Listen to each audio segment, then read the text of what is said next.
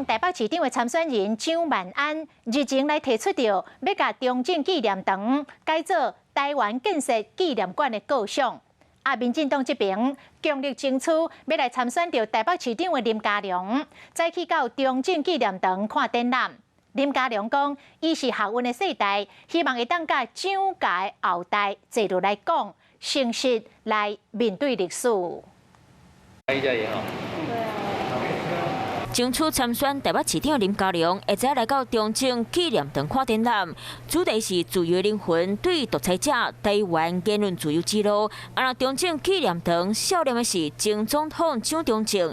林佳龙敢已经甲台北市长选举的主要竞争对手看作是蒋万安，让人真好嫌。他是有天命的，他的身份是可以为台湾民主发展的最后一里路，就是转型正义来代言。民主时代只有民意，没有天命。我想转型正义需要靠大家共同努力，最重要的目标是希望达成社会的和解。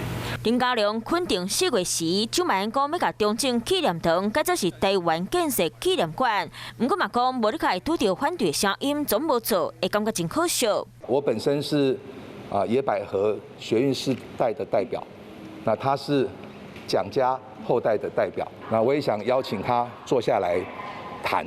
蒋万安强调，民众即马关心疫情发展。共一天下早蒋万安拜会前台北市长黄大洲。1994年本来是官派台北市长，头一摆做市民直选，当年就是三脚督。希望当时黄大洲是民进党的陈水扁和新党的赵少康，不过嘛和蒋万安分享市政成绩。民进党这回也无提名人选，林佳龙向中央发声，要紧推出候选人克服责任。不过家己尾也是讲叫，或者是这个拢接受，强调政党无输赢，讲人民。我是林依文，想要关注体育的朋友们，记得收看52动起来，然后还要订阅我们的 YouTube 频道，赶快按赞、订阅、开启小铃铛。